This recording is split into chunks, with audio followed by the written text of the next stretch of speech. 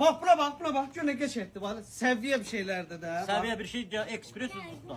Buna bak. Onları da gösterseniz ama. Yeni şalvarımızın kıymeti olsa Gör ne 8 geç manatdan etti. başlayır. Bunlar zavanlar için en süper şeyler gelip gelin. Aa. Əsl cavanlıq eləmək aba havası var bax. Gəlin geyinin, gedin, gəzini, çef eləyin. Valla bax. Ala. Aynen. Bax. Nə gördünüzsə uşaqlıqda görərsiniz. 30-dan sonra ağrı, redikulet, nə bilim, Ha, cavanlıq travma, qalıb. baba 30'dan sonra şey nədir? Zeynep bilməyəcək, Beldəşinə nə sudan deyirlər? yıkar. Qrija, mirija, 50 cür şey. 30'dan sonra o renkli Kadriyoz paltar nə də onlar. Anca ilə balnitsa, anca da həkimləri yetişdirmə, pullaşdırma. Başqa iş nə? Gəlin. Əyninizə 30'a başınıza qədər verin. geyinin, çelsinin, şellən. Bana bax. Bəhbə. Arada da oxuyun ki, biz için bütün günü belə daha əlinizdə şalvar, ayaqqabınıza götürüb qışqırbağı eləmirsiniz. Heç olmasa normal yerə çıxar. Bax.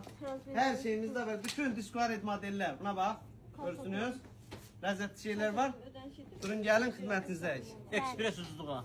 Bəli,